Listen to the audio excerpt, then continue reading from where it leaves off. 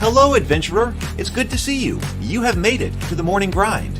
Welcome, welcome. It's the live stream at the beginning of the Geekverse, where we talk about all types of topics in geekdom, gaming, and fantasy, with an emphasis on being constructive and creating the things that we want to exist in the world. It's all on the grind, Sizemore. Can't be too fine, can't be too coarse. That's exactly right. There are a lot of adventures to be had today. Dungeons to explore and monsters to slay, and who knows what a random encounter might send our way. That's why we have to prepare, so settle in now for the morning grind with your favorite beverage in hand. Tea?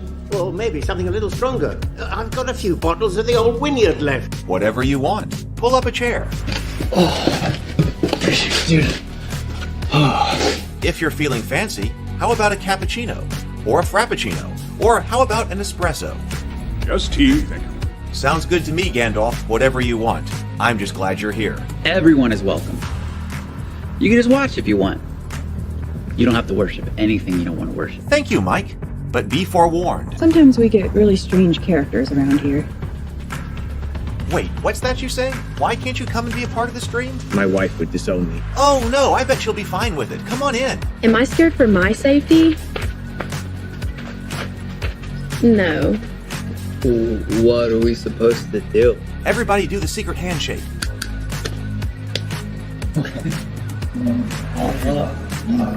Secret cultist handshake.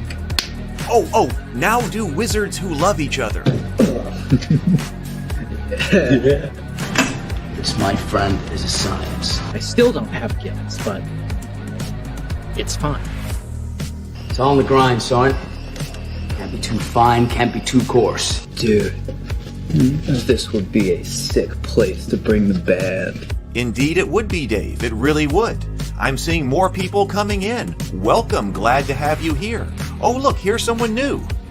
Is this the cultist meetup? Yes it is. Come to hang out? Please accept me. I have nothing else. Okay, we accept you. Everyone's welcome here. Brought some snacks. Well, that makes things even better. You want some coffee? I don't drink coffee. You sure? It's cultist coffee. What makes it cultist coffee? I'm a cultist and I'm drinking it. Oh. Then I'll have some. What exactly is going on here? I'm seeing more people coming in. Welcome. It's so great to have you. Oh, and look, here comes another stranger. Can we help you? Yes, fellow cultists. I could really use some food. Oh yeah? Welcome. We have donuts. Oh, it's me. I'm glad I'm here. I'm sure you have a few questions for me, though. What's your name? Who do you work for? What god do you worship? Great questions, Rob. I'm Steve King, and I worship Nyarlathotep. No, not really. I'm just Heath, and I won't be worshiping anything this morning. But I will be your host. Welcome to the office. We're going to have a great time. I've got my coffee ready, because now it's time for the morning grind. If you could become a fish, that would be amazing. Then I could command you with my mental fish powers. Good morning, everyone. Good morning. How are you today? I hope you are doing well. Let's see. I'm doing very well. I did something, again, not characteristic, but I just couldn't help myself last night because I was up last night working until, I don't know what time, like 2 o'clock in the morning, maybe close to 2 o'clock in the morning or something like that yesterday. Working with the new ChatGPT, the ChatGPT 4. I know people have been talking about that in the Discord server. I should go over here and get that. And put the link for the Discord server in there. But I just completely lost track of time last night, and all of a sudden I was up real late working on the Discord server, or working on ChatGPT 4, and just figuring out what's possible. I'll put the link to the Discord server. Like, man, anybody else feel like we are living in the future here? Because I had just figured out, okay, or not even figured out, but was still coming to grips with, okay, what do I do with all this art, and how do I get all, how do I use all of the new capabilities we have with AI art to get a lot of the stuff done that I've wanted to do for years done. And then all of a sudden ChatGPT 4 drops, and it seems like everything is just all of a sudden possible. Sable Phoenix is here. Good morning, Sable Phoenix. Good morning, Tomocrat. So now I've really got to work on prioritizing projects that are all of a sudden all possible. Bacterial Ash, good to see you. And Carl Makes Stuff, Zero the Blade. Good morning, Brent. Secret Cultist handshake to you as well. Draco, I'm a heathen and I won't be worshiping. All right, we'll go to the Dark Sun tier very soon. Sable Phoenix says we are approaching the singularity. It sure feels like it. This is the first time that I felt like that in quite some time, because I was like, oh my God, like I'm not even able to digest and use the stuff that I was supposed to be doing with the last revolution. I did so much work yesterday on the script for the Tales of Rabavania, and then I left because I had to go get a haircut and I had to do some other errands and things like that, and was gone for a large chunk of the day. And then I came back and basically just started working with ChatGPT 4 and was working with that for hours. Good morning, Vision. So now I got other things I got to do, because like I got to reprioritize, I got to clean around here and then reprioritize all life around what's going on. It is so exciting. Okay, let's go over. We're looking at Dark Sun today. We might get done with it today. I don't know. We might this might be the last kind of Dark Sun, but I don't know. It might take a little bit more time. We'll just see.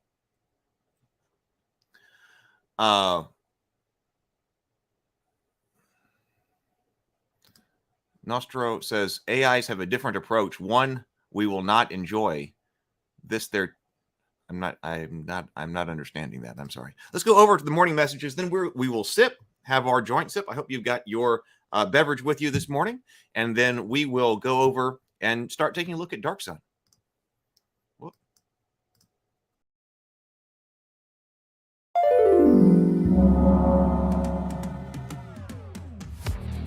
The Morning Grind is brought to you by World Anvil. For all the RPG players out there, World Anvil offers extensive character management, including character sheets, journals, inventory, and spellbook. Everything a player looking to lose themselves in their character could want. Use the code MORNINGGRIND to get 40% off yearly subscriptions. And thank you for being here with me live on The Morning Grind. And if you're watching on replay, welcome to you as well. It's great to have you here. If you're enjoying The Morning Grind, please click the like button and subscribe to the channel if you're not already. It will really help the channel grow, and I would be very thankful. We also have the Ravenkeep Discord server you can join if you would like to be a part of the community. All right, that's what you need to know. Let's get to the main topic. Let's see. I had a thought here. Oh, well, please do like and subscribe if you have found your way here, if the algorithm has brought you here. Please do like, subscribe. And I hope to see you for a whole lot more. All right, let's sip. I'm feeling scattered this morning. All right, let's sip. Everybody got your drink. Let's do 2 deep breaths, exhale, and then let's take our sip. You'll feel better. Do it with me.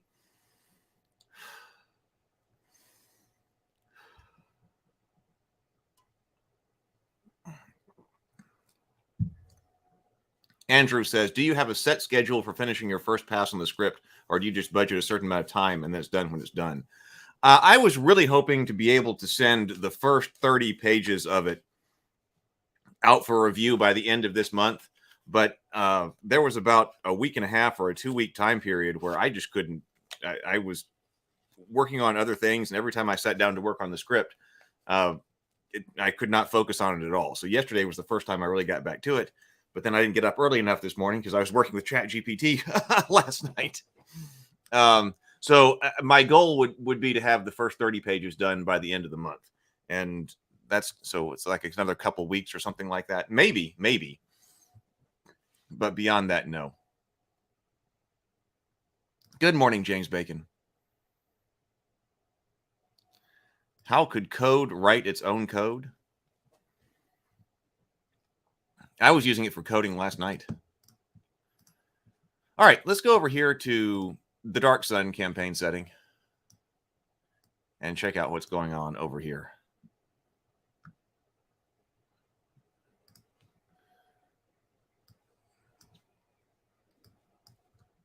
So, okay, so I think, where were we last time? We're looking in the rules book, because this we found out was a book that it's not, it basically tells you everything that's different as far as a rules perspective goes in Dark Sun that is different from the standard AD&D player's handbook. And we found quite a number of things. So we went through magic. I'm trying to remember exactly where we were.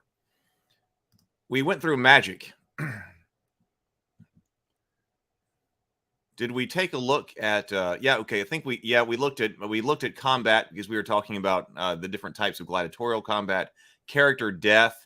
Yep, okay, we talked about that. Oh yeah, we went through armor. I think that might have been about where we stopped. I do remember that we looked at treasure before, because we were taking a look at this because the dragon was a class H creature had a class H dragon horde. And we looked that up in the standard AD&D AD&D Dungeon Master's Handbook, and went, oh wow, that's a lot of treasure, particularly because the world is so metal poor. But then we found out, okay, it makes sense. There is an adjustment to the treasure tables here. So we did look at that.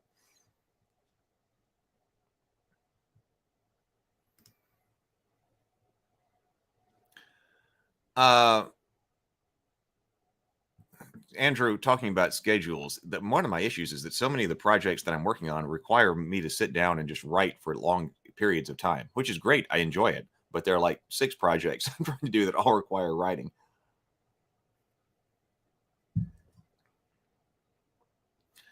Draco says, haven't seen Stray lately.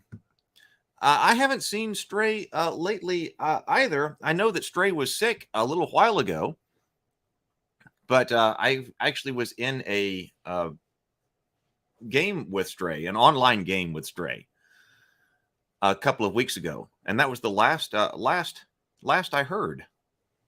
So I should reach back out. Hey, Gene from Inkspot Records. Morning, long-time listener, first time saying hello. Well, good morning. It is great to have you. Very glad to have you here, and very glad to have you commenting. Okay, so we do have some information here on treasure. So I think this is where we were.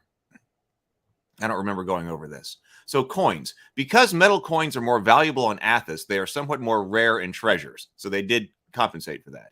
The frequency of quantities of coins in these treasures is less than in most AD&D campaign adventures will be used to. No platinum or electrum pieces will be regularly minted on Athos. The metal is occasionally found in small amounts, but not enough to warrant inclusion on the table. Finds of platinum or electrum will be special treasures placed by the DM. Bits are 1/10 pie pieces of the ceramic piece. Now, we did talk about the ceramic pieces quite a bit when we were talking about, I believe, starting equipment. When they are found, they may or may not be completely broken into individual bits, but some may be still unbroken or partially broken coins. Ceramic, silver, and gold pieces weigh in at 50 to the pound. 500 bits weigh 1 pound. So gems. While metals are very rare, gems become more frequent medium of exchange. Somebody was talking about using gems, I believe, in the comment section on one of the videos, or perhaps using coins more like gems. But here we do have some information on gems. On Athos, gems are fairly common and still quite available, still quite valuable.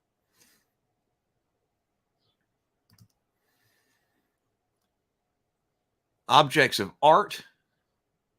Art is not usually a part of the layer treasures on Athos. We have a different relationship with art because most of the artists are slaves, right? Such finds will be specially placed by the DM. The objects of art table in the DMG is appropriate for determining the price of such items, except the number ranges represent ceramic pieces in value, not gold pieces. Items consisting of steel make a valuable treasure as well. Magical items. The nature of magical items found in Dark Sun campaigns is discussed in Chapter 7 Magic.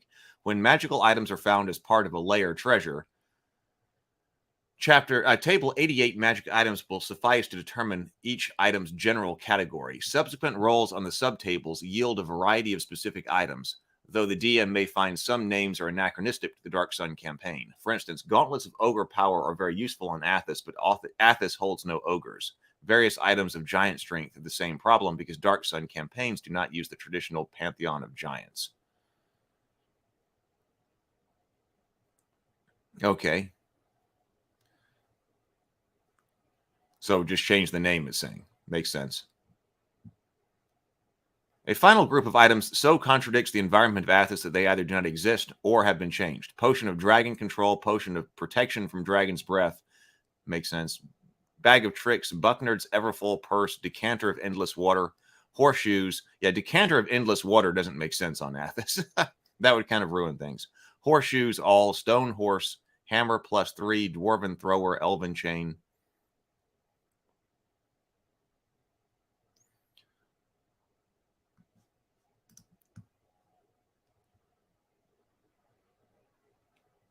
Oh, really? Grimhild. Hey, Grimhild. Good to see you. Good morning. Vision says, yeah, he's got some things going on. He could really use some prayers. Okay, well, I need to reach out to him. So, Dan says, love treasure tables. Draco, wish him well if you see here. I'll message him on Discord and let everybody know that his absence has been felt. Sable Phoenix says, oh, that was something I was wanting to mention because I wasn't able to catch the stream live where you started going over money. If ceramic is used as money, then yes, it absolutely would be used instead of metal coins. Gresham's law states that bad money drives good money out of circulation. You know, I thought about that exact rule. I was actually thinking about that. And I think I might have thought about it in the back of my mind when we were talking about money. But I've thought about it since then. Because, yeah, there is the rule that bad money drives out good money out of circulation. Because if you've got something, but how does that rule work? Like if you've got bad money and you've got good money that is in circulation and both of them are accepted, all right, then bad money will drive out good money because everybody will keep their good money, right? But if you what if people just stop accepting? But that means that people have to be able to accept both, right? But if there's bad money and good money in circulation, there has to be a reason to accept the bad money.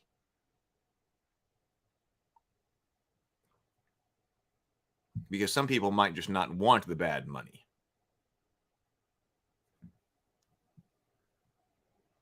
But yeah, I was thinking about that. Andrew says, good luck to Stray, sending positive vibes. Dan says, you searched the bookshelf. Good morning, Toadstool Hollow. Yes, Sable Phoenix, because people want to hang on to stuff that has actual value. And exactly, these are called legal tender laws. But if there isn't that, if there isn't something that's forcing somebody to accept the bad money, why would they accept it? I'm just trying to think about this from the perspective of the merchant. Who's sitting there, and people are trading both. See, it's a bit strange because you would think that, okay, if it's according to that law and there's some type or that rule as far as Gresham's law here, so bad money drives out good money. And there's something that is legally requiring you to accept the bad money, the ceramics, right? Then you would expect that the good money wouldn't be in circulation, right? The actual metal wouldn't be in circulation. But it tells us here in Athos that the circulation of the metals is common, which was strange. But it told us that it was common to actually have both in circulation. You've got the ceramic coins and the metal coins.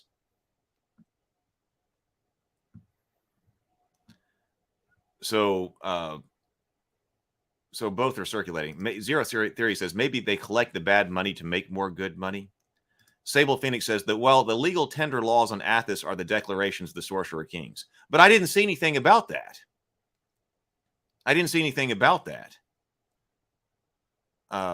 If it had talked about that, then they could be, and that could be the deal. You just put in legal tender laws that the Sorcerer Kings are putting into place or something like that. Because we did talk about the one particular dynasty in China that was using paper money, but they had done that by outlawing, and they had also outlawed metal, the gold and silver, right? And we're trying to make everyone turn then the gold and silver to the government. The Last Phoenix says they're not worthless, just less preferable. Hey, good morning, Vanessa.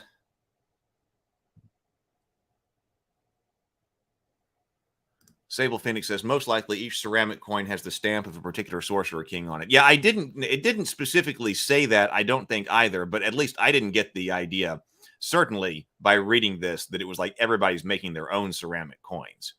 I figured it seemed like the ceramic coins also had to be minted.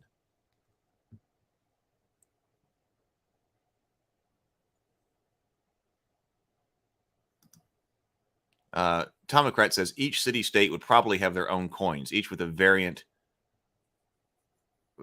struck, maybe. Tier would perhaps be the strongest.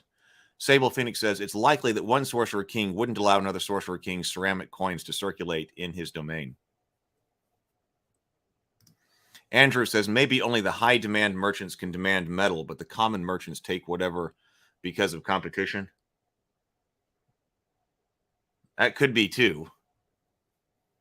You know, you've got somebody who walks up and they're offering you the ceramic coins. Is there anything that forces you to take them? Maybe there's not, but you just need the circulation. Therefore, the merchants are probably using metal to exchange between wildly separate locations. Hey, please do hit the like button, everybody. Thank you, Vision. Hey, Nico. Yeah, I think that the coinage thing has been one of the best discussions that we've had. People who are centered on a particular location will use that city-state's coins first.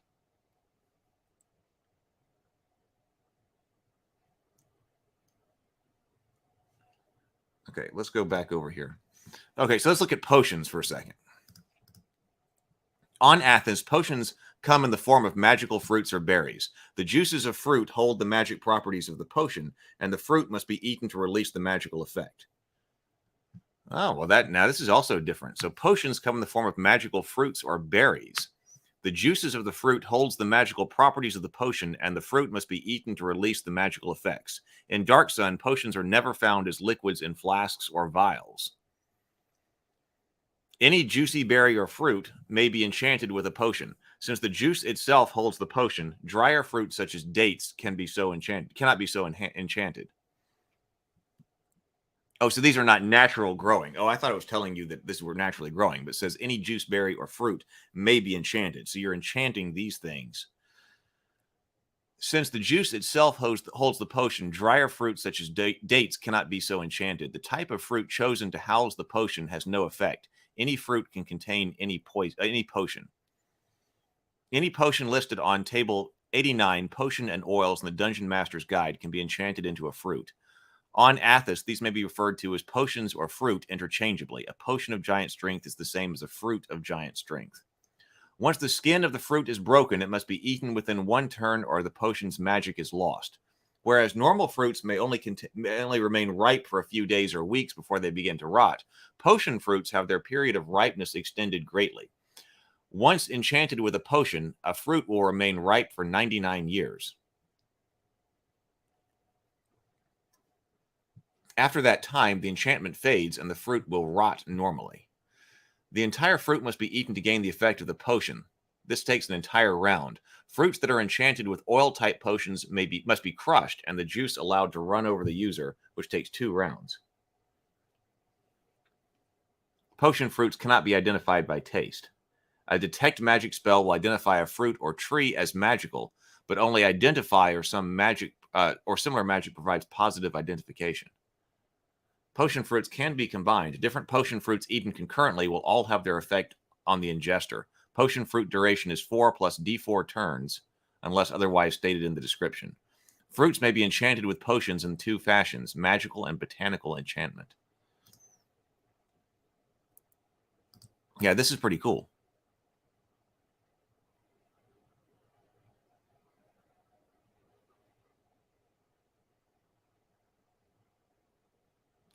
Oh, Joe says, we have a clarification here. The book says transactions where coins are used are common despite lack of metal. The most common coins are ceramic.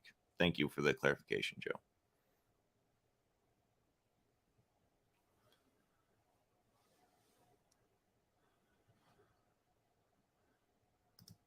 James says, it feels like mostly taking metal out of the setting may have been more trouble than it was worth. Apple of inflict critical wounds. Yeah, can you? Yeah, because it might be more difficult to get somebody to ingest a potion. I guess you could pour it in some kind of glass or something and then try to get them to drink it thinking it's wine or something. But do you know that's enchanted? And you can't identify it by taste. Oh. And you can't identify it by taste. So can you give somebody something like an apple of inflict critical wounds? Potion infused fruit. When did Dark Sun become a bar?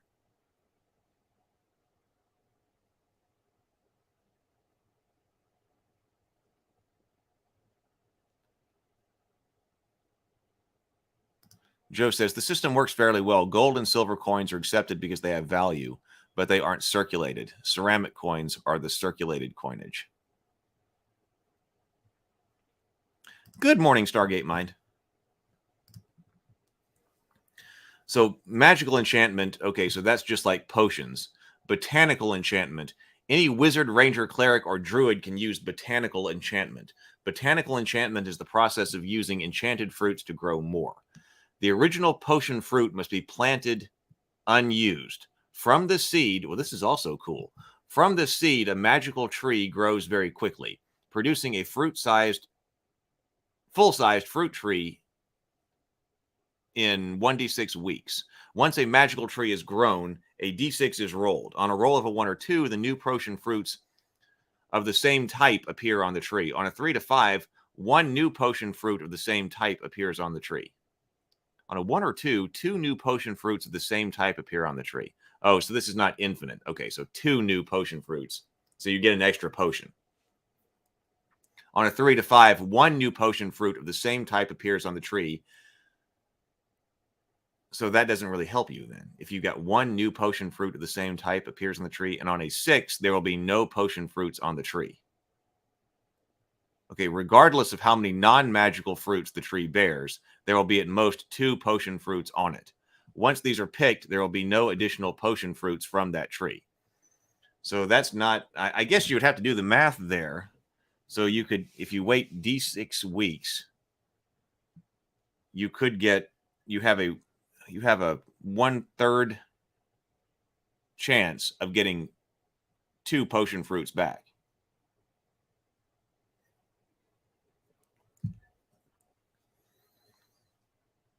So you do that, or do you just try to brew another potion fruit?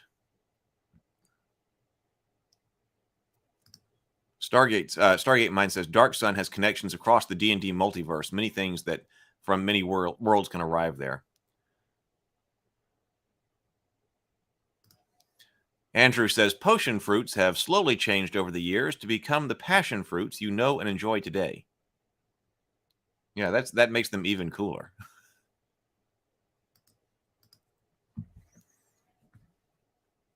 Once they're picked, there'll be no additional potion fruits from that tree. If a permanency spell is cast on the magic tree, hey, remember the old permanency spell?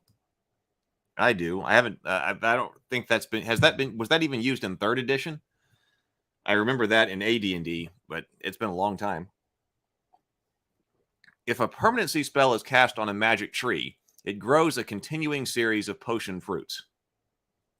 Once the tree's potion fruit is picked, a new one grows in 1d6 days. Such a tree will live at least 99 years unless it's destroyed. Well, so having a potion fruit tree, I have to see exactly how. I don't remember how easy it is to cast permanency. In fact, let's look that up.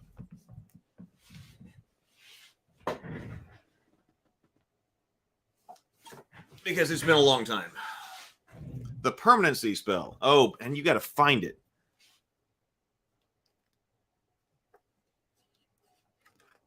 Because the organization of the spells in AD&D is not as good. They're not just alphabetical. Permanency. Here we go. That is a wizard level 8 spell. Yeah, it's a level 8 spell, so it is not an easy spell to cast. 242.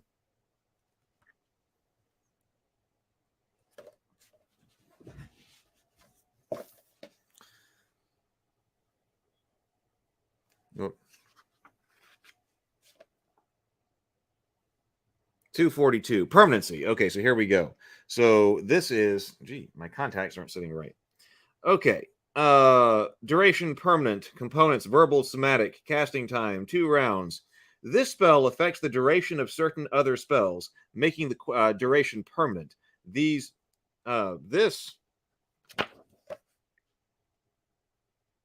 personal spells. The personal spells upon which a permanency is known to be effective are known as follows: comprehend languages, detect evil, detect invisibility, detect magic, infravision, protection from cantrips, protection from evil, protection from normal missiles, read magic, tongues, unseen servant. See, a permanent unseen servant. I still really need a permanent unseen servant. That would really help out keeping this house organized. The wizard casts the desired spell and then follows it with the permanency spell. Each permanency spell lowers the wizard's constitution by 1 point. Oh, I forgot about that. Man, it has been a long time. So you can create one of these permanent fruit trees, but it's going to permanently lower your constitution by 1 point. That's why you don't just go around making things permanent. And like I said, this is a level 8 spell anyway. The wizard cannot cast these spells upon other creatures. The application of permanency can be dispelled only by a wizard of greater level and the spellcaster was than the spellcaster was when he cast the spell. In addition to personal use, the permanency spell can be used to make the following object, creature, or area effect spells permanent: enlarge, fear, gust of wind, invisibility, magic mouse. That's Mickey. Magic mouth, prismatic sphere, stinking cloud, a wall of fire, wall of force, web. In addition, the following spells can be cast upon objects and areas and rendered permanent: charm, audible glamour, dancing lights, wild fog, wall of fire, distance distortion, and teleport. These applications to other spells allow it to be cast simultaneously with any of the latter when no living creature is the target, but the entire spell complex then can be dispelled normally and thus negated. The permanency spell is also used in the fabrication of magic items. See the 6th level spell Enchant an Item. At the GM's option, permanency might become unstable or fail after a long period of time, at least 1,000 years. Unstable effects might operate intermittently or fail altogether. The DM may allow other selected spells to be made permanent. Researching the possible application of the spell provides as much of the time and money as independently researching the selected spell. I had also forgotten that permanency was involved in making magic items. Enchant an Item is a 6th level spell.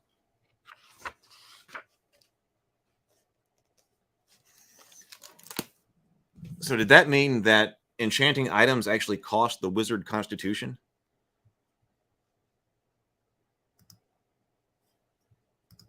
So this says botanical enchantment is somewhat risky. The trees must be tended. God, I can't read. Watered and pruned every day while it's growing. Any severe change in the weather, such as drought or freeze, will ruin the tree and no fruit will be born. Any use of defiler magic near a tree will kill it and render any potion fruit on it useless. Oh. Well, that actually makes it more difficult for like the sorcerer kings to grow, because we've got the magic trees that they can use to fuel their magic. So they've got magic trees like that in their gardens, right? But they don't have potion trees, because any use of defiler magic near the tree will kill it and render any potion fruits on it useless. Even if all goes well, the tree may not bear potion fruits anyway.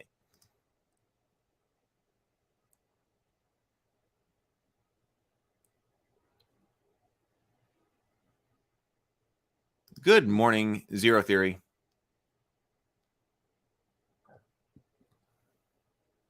Oh, okay, wait. So, yeah.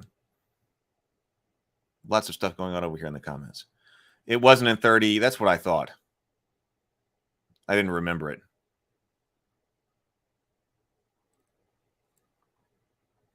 Spelljammers can't get to Dark Sun.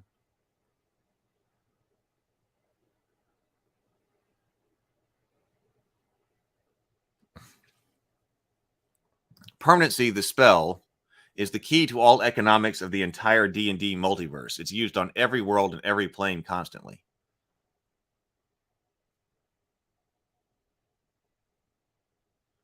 Did Find Familiar also take your constitution? I don't think so.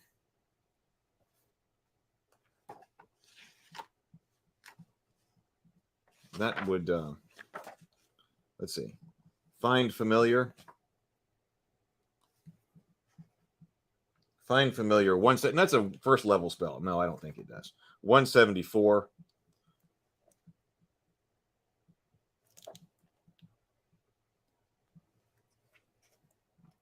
Find Familiar, no.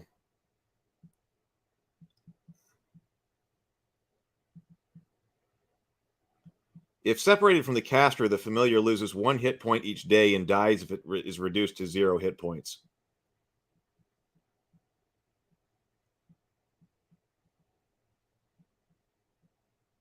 The power of this conjuration is such that it can be attempted but once per year. When the wizard decides to find a familiar, he must load a brass brazier with charcoal. When it is burning well, he adds 1,000 gold coins worth of incense and herbs. That's quite a bit. That's quite expensive. The spell incantation is then begun and continued until the familiar comes to the casting, when the casting time is finished. And then you have to roll to see what showed up. A cat, a crow, a hawk, owl, toad, whatever. I do want to look up. Let me just look up, since I brought it over here, and apparently my eyes keep going in and out with the contacts for some reason. But enchantment, that's a wizard level 6. It's on page 224.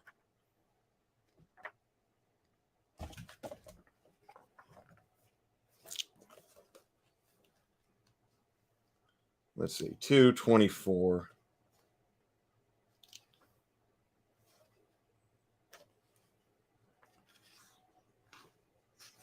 Well, okay, here we go.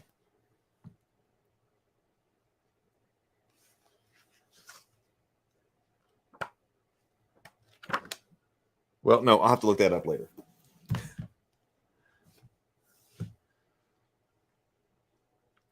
Oh, only personal spells cause constitution loss?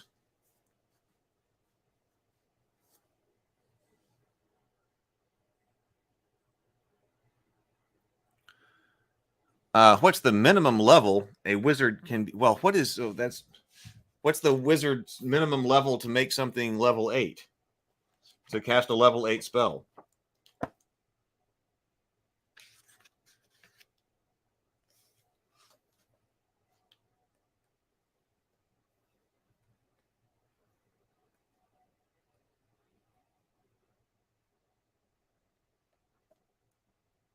Oh, okay. I found enchantment. But that is a wall of text. And I can't read it right now. Let me go over to wizard and see how long it takes you to what level you have to be to cast a level 8 spell.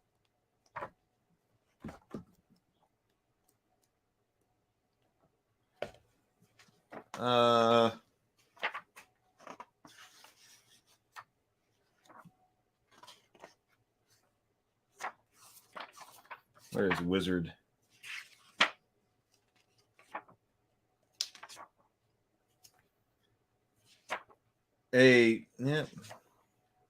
Wizard spell progression. A wizard can cast a level 8 spell starting at level 16. So you had to be level 16 to cast that.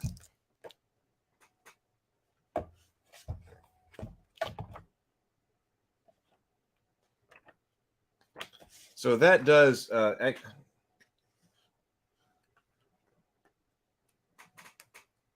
so permanency, 242.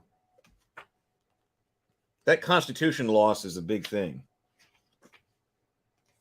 242. But if it's only for the personal spells, that's one thing.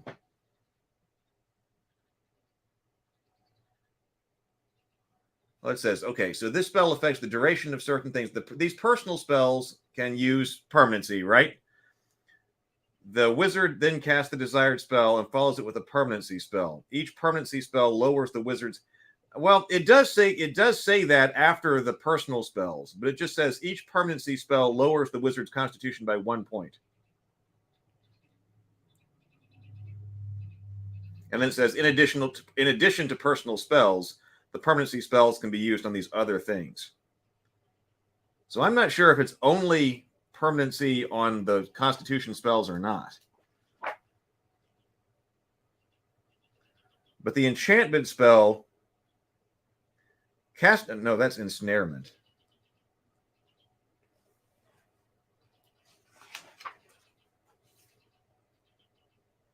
Enchant an item. This spell is cast by a wizard trying to create a magic item.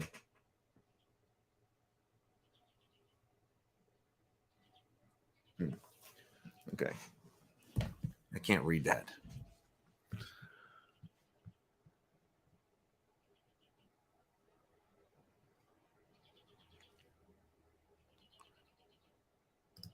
But you wouldn't use permanency on a tree not growing potion fruit anyway. Yeah, I guess you would want to know. It continues growing potion fruits. Yeah.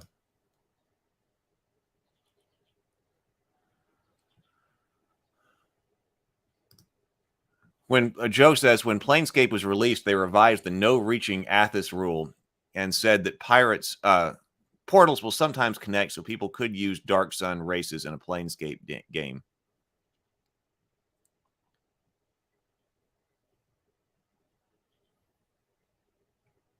Yeah, I want to look at Planescape soon.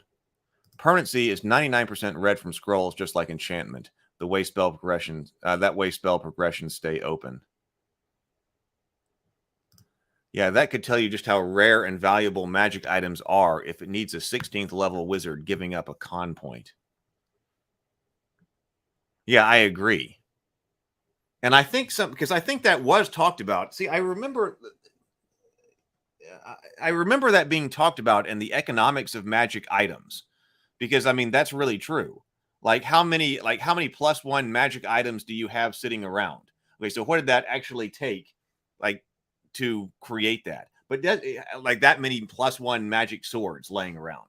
Well, quite a bit. But there was some type of campaign setting that kind of addressed that by kind of having a magic item factory.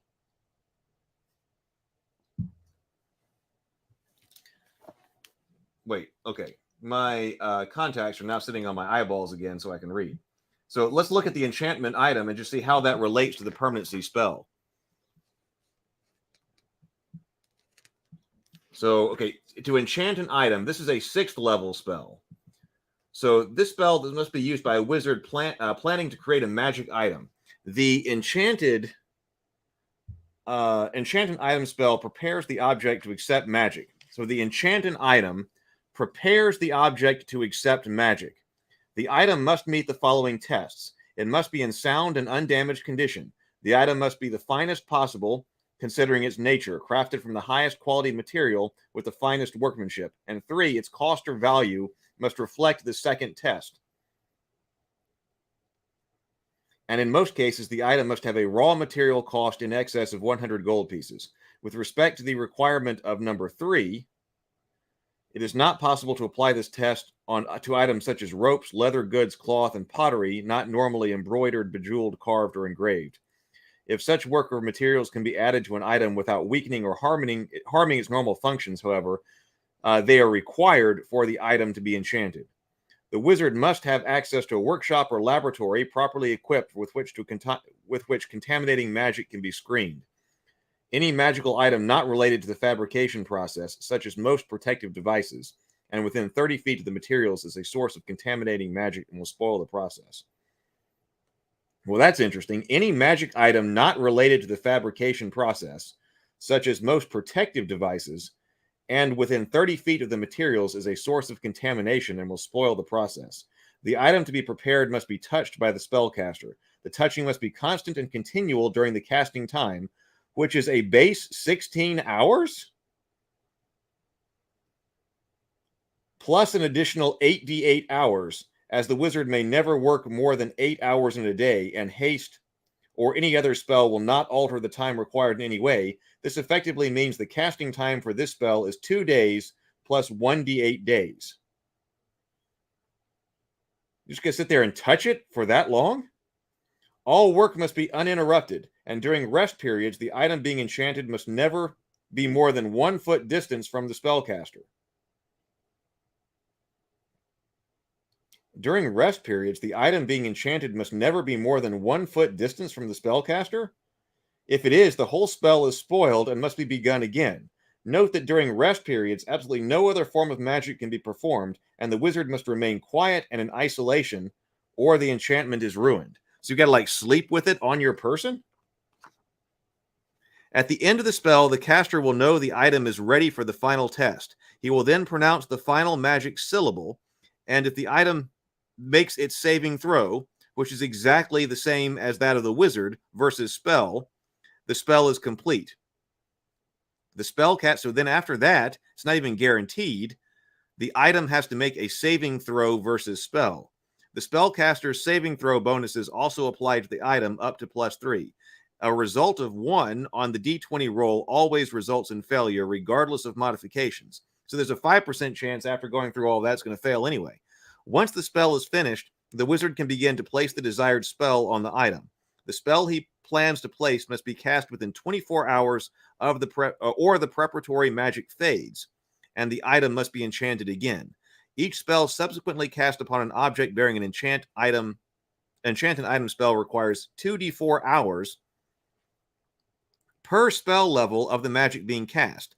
During casting, the item must be touched by the wizard, and during the rest phases, it must be within 1 foot of the person. The procedure holds true for any additional spells placed on the item, and each successive spell must be begun 24 hours after the last, even if the prior spell fades. No magic placed on an item is permanent. No magic placed upon an item is permanent unless a permanency spell is used as a finishing touch. This always runs a 5% risk.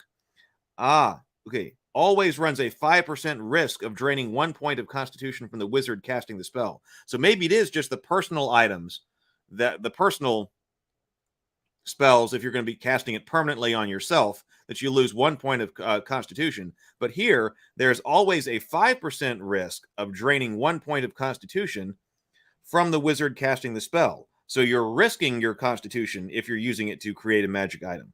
Also, while it's possible to tell when the base spell succeeds, it is not possible, which is the enchant item succeeds, it is not possible to tell if successive castings actually work, for each must make the same sort of saving throw as the item itself made. Normally, an item that is charged, a rod, staff, wand, javelin of lightning, ring of wishes, etc., can never be made permanent. Magic devices cannot be used to enchant an item or cast magic upon an item so prepared. The materials needed for this spell vary according to both the nature of the item being enchanted and the magic to be cast upon it. For example, a cloak of displacement might require the hides of 1 or more displacer beasts. A sword meant to slay dragons could require the blood and some other part of the types of dragons it will be effective against, and a ring of shooting stars might require pieces of meteorites and the horn of a Kairin. These specifics, as well as other information pertaining to the spell, are decided by the DM and must be discovered or researched during play. Okay, I'm glad I was able to read that.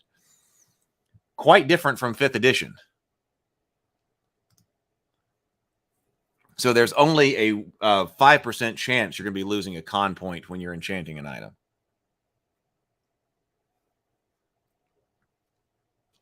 Stargate Mind says, though, I love it when my players want to craft magic items. It adds to the magic of the universe.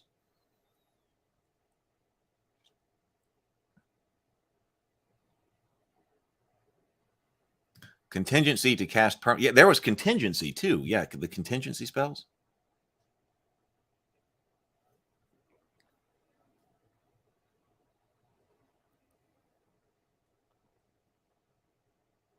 Lots of comments going on.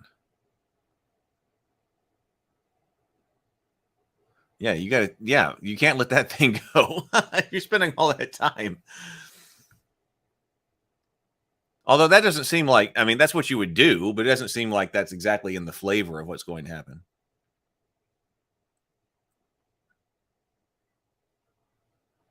Yeah, so that it does. So if it's if it's automatic when you cast it on yourself, I would say the same thing. Neutromancer, it makes sense. You're basically adding permanent buffs on yourself in exchange for con. Permanent, see invisible, permanent protection from cantrips, etc. Yeah.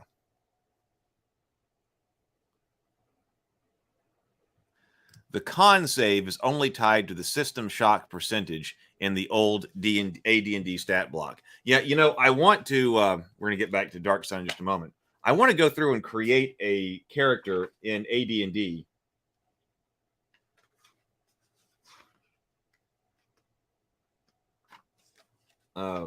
because I think some people will be surprised at how little some of them do. Let's see, Constitution, how little some of the ability scores do, because they're not used as a general system resolution mechanic like they are now. So Constitution, you've got an ability score, you've got a hit. You do have a hit point adjustment because of your Constitution score. You've got system shock. Oh, also resurrection survival and a potential poison save adjustment. And if your Constitution is high enough, you actually have regeneration, which you got to be 20. You got to have a Constitution at 20 to actually have regeneration. I wonder if it tells you that if you lose it all, you die.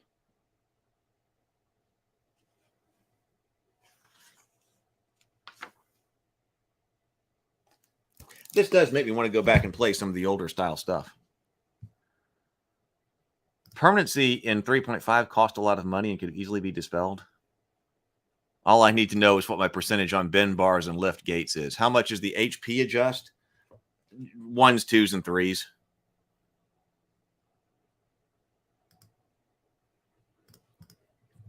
Okay. That was quite... that was a digression, I know. But an interesting one. New magic items. So oil of feather falling, crushing such a fruit and rubbing the juices on one's feet gives the characters all of the abilities of the wizard's feather fall. Where does the fruit come from? Is this something they thought of completely new, or is this something like from Conan or something? Didn't like Conan have magic fruit or something? Maybe it was just something that was completely thought up. Fresh for Dark Sun. The character can carry up with him up to 250 pounds. Ring of Life. The item protects the wearer from the effects of defiling magic. So that would be the initiative point loss. Yeah. Rod of Divining Encounters. Let's see. We have to, yeah, sure. Let's go ahead and look at encounters here. Yeah, okay. Let's look at encounters. Encounters in the Dark Sun fantasy world occur exactly as described in our generic AD&D campaign. Surprise rolls and encounter distances appear in the player's handbook, and the philosophy and details of encounters appear in the Dungeon Master's Guide. The additional rules given here specifically target Dark Sun encounters, making them easier and faster for the DM. Wizard, Priest, and Psionicist encounters. Let's see. Just thinking of other topics. I still want to look at the Psionics Handbook. I've got the Kobold's Guide to Dungeons that I want to look at, and I can't forget that. But actually, even the Dungeon Builder's Guidebook from Dungeons and Dragons, from AD&D. I don't know if I had that one. I used the World Builder's Guidebook. We looked briefly at the World Builder's Guidebook one day. So Wizard, Priest, and Psionicist encounters. Spellcasters and Psionicists pose numerable problems for the DM, not least of which is deciding what spells or psionic powers they can use at the time of the encounter. In instances where the DM had particular spells he needs NPCs to have, he should choose those spells and fill out the rest, using the system given there. At times, an encounter with a large group of creatures calls for multiple spellcasters or psionicists. The DM may wish to roll their spells or powers with a group to save time. Encounters where 15 elven psionicists can all perform different psionic actions may be interesting, but they are nightmarish for the DM. Rolling for spells or powers as a group simplifies the action and can satisfy for DMs and players alike, and can satisfy for DMs and players alike. Nope, no magic fruit in Conan.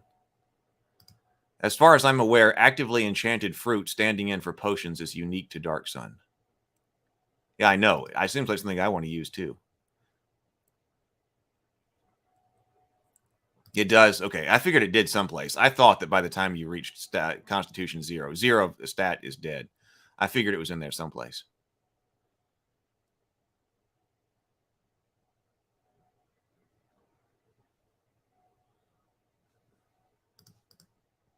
Encounters in city-states. Athasian city-states are usually very crowded and busy. Half-elven merchants loudly hawk their wares in bazaars and street corners. Slaves and peasants bear nobles high on sedan chairs and force their way roughly through the throngs.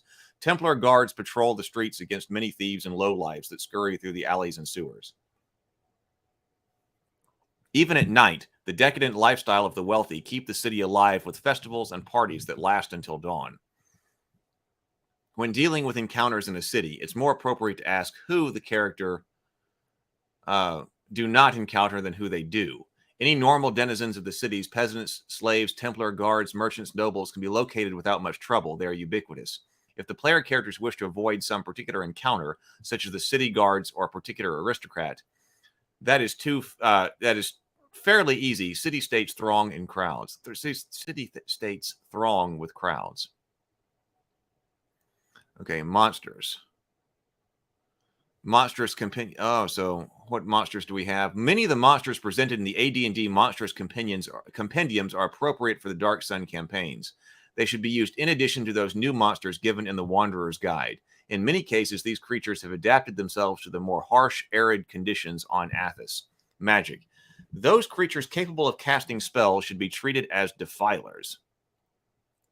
Psionics. Of all the monsters on the following list, only the Yuan Ti have psychic powers, according to the Complete Psionics Handbook.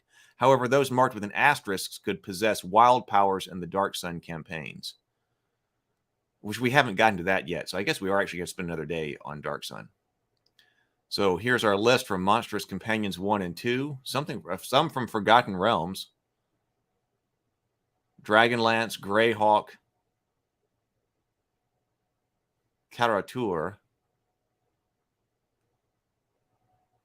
No creatures. Here we got some of that Spelljammers. Looking at the original Spelljammer, I want to do too. Man, there's a lot of good stuff from the old D&D stuff. No creatures from the Spelljammer monstrous compendiums live on Athos. Friends from the Outer Planes Appendix can travel to and from Athos as well, but do so rarely, only when summoned by dragons or great wizards. Oh, fiends from the Outer Planes. So here's my question: if you were going to play in Dark Sun today, if you're feeling the urge to play in Dark Sun, how would you do it? Would you go back and actually play it as AD&D? Would you go back and play AD&D? Originally, I said that I didn't think I would do that, but I'm kind of feeling like that might be the way to do it. Or would you grab one of the other OSRs that kind of do modernize and update some of the rules and apply it, one of the ones that's pretty easy to go back and forth with regarding AD&D, and use one of the more modern OSR books. Like we did look briefly at Castles and Crusades, right? I wasn't there was Basic Fantasy. I wasn't terribly impressed with Basic Fantasy, but I guess you could use Basic Fantasy. I mean, a lot of people do. Or would you use something like Castles and Crusades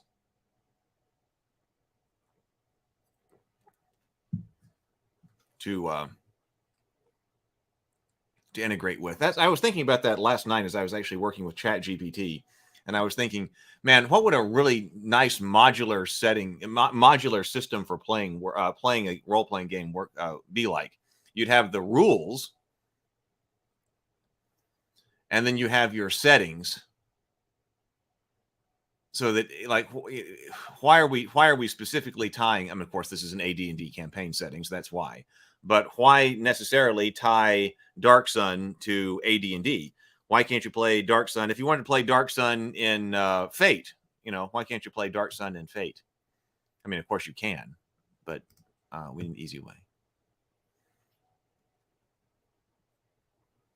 James Bacon says, break out the 3.5 rules. The 3.5 rules were also calling to me like when we were looking at the Book of Vile Darkness. Sable Phoenix says, I would personally take the settings into one of the OSR rule sets. Last Phoenix says, I'd play it with the Pathfinder First Edition. OSR would be good. I also ran a one-off in EZD6. Well, it could be Dungeon Crawl Classics, too. Lamentations, the Flame Princess. We still got to look at that one on the Morning Grind. Or Old School Essentials or Dungeon Crawl Classics. Any of them would work. The setting and magic are easy to transplant, Carl says. Joe Russell says, the creator of Dark Sun wanted to divorce it from all traditional fantasy D&D tropes, but the powers that be required their inclusion, so he added them like elves and dwarves, but changed much.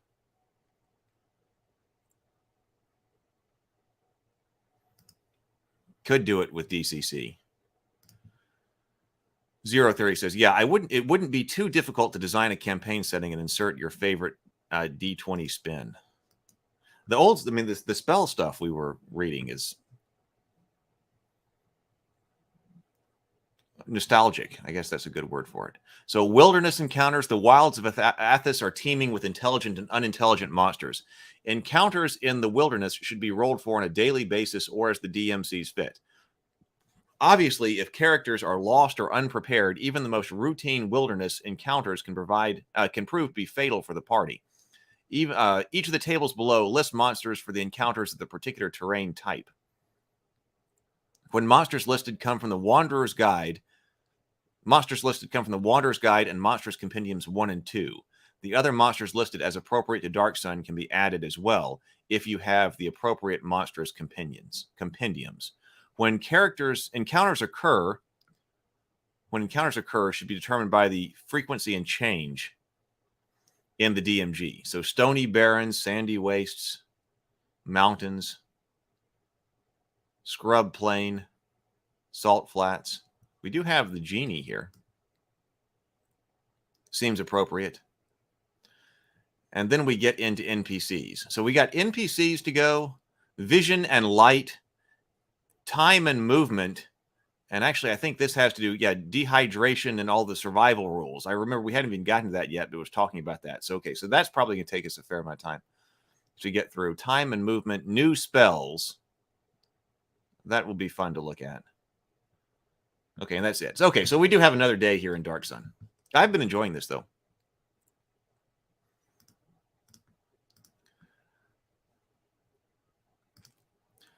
Zero Theory says, this would be good for a DCC funnel and then have the final character pop out third level.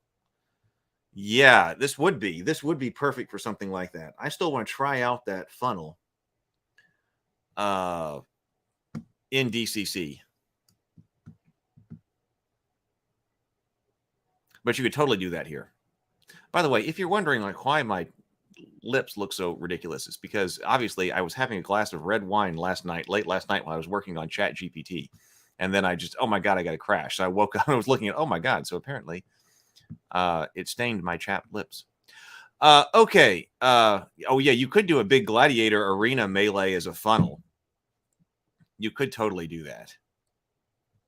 I still want to try attacking something in going into a dungeon or something, like taking a bunch of, hey, we got to go the goblin, or maybe not goblins in Dark Sun, but whatever it is, as taking like our kids or something, or as raiding our village. We're all going to go. We've had enough of this. We're going to go over to its lair and then see who actually comes, who survives. Or a slave revolt. Yeah, start everybody as different kinds of slaves that are revolting. Yeah, that would be cool too. Okay. All right. So, well, God. All right. I've got lots to do today. I hope that you do too. Now this is Thursday, so we had been having a live stream on Thursday nights, but I was still trying to reach out to people to have on the show, and I just am not fast about that. I am just not fast about getting somebody on every 2 weeks. So I'm not sure if I'll do a live stream tonight or not. I may just have too much to do, and I need to catch up on other things and just spend the rest of the day because I got a late start today too. So there might not be a live stream tonight. Probably not. In fact, let's just say probably not a live stream tonight. Now, next Tuesday, though, get ready because next Tuesday, 7 o'clock, that's back with Brianna, or 7:30, 7 or 7:30, whichever one it is. Brianna will be back on Tuesday night, and she and I will be talking about the Children of Huron. So if you are looking for an opportunity to read some of the Children of Huron, I was reading the Children of Huron yesterday. Some of it, I need to read more of it. And I was completely enjoying getting back to actually reading a physical book. It's been actually a while since I've read a physical book. Well, that's not like a game book, I guess, but like a fiction book. And I was completely enjoying being back in Middle Earth, reading J.R.R. Tolkien's fiction. It was fantastic. So she and I, are for our story analysis on next Tuesday, we are going to be doing the Children of Huron. So if you want to be in on that, of course, you're welcome and invited. But you may also want to, if you're looking for an excuse to do some reading or to put it on audiobook, I guess it's available on audiobook. We will be analyzing the Children of Huron on next Tuesday night. Now, Friday night, tomorrow night, I do like to have a Friday night live stream. So tomorrow night, maybe I could paint some more, but I've been painting a whole lot, and so I might do like another classic video game or something. Maybe there's some good adventure game to do tomorrow night to take a break. So that's what's going on. I have really enjoyed this. These are fantastic conversations. You know, actually, one final thing about Dark Sun was that Michael of St. Joseph, who you see commenting sometimes he's here live, but he commented on one of the earlier Dark Sun live streams just in the comments as a replay on number 1 or number 2 or something like that. And he brought up other issues with Dark Sun that we may have skipped over, that he said, hey, here are some things that may be problematic that we didn't talk about. And actually, I did think about a couple of them, but we didn't talk about them. And I'm interested to know what you think about. So we may, you can find that in there. You can find that on 1 or 2. But I want to bring that up. And maybe since we do have another day of Dark Sun, maybe we take a look at these last bits of Dark Sun, and then we go over and take a look at what Michael of St. Joseph was talking about, because that's probably a good thing to do anyway, to kind of round out our conversation. That's one of the reasons that we were looking at this anyway, kind of the Streisand effect of what exactly is so problematic about Dark Sun and what should we think about it. So he came up with some other things. So we could probably round out our look at Dark Sun by kind of returning to that conversation now that we've kind of been through the entire thing. So, all right. I will see you later. I'll see you probably around the Discord server or elsewhere on YouTube. If you're commenting or stuff like that, I'll be here. But anyway, I've got work to do. I hope that you are productive, and I hope that you you're productive and creative today, and grind on.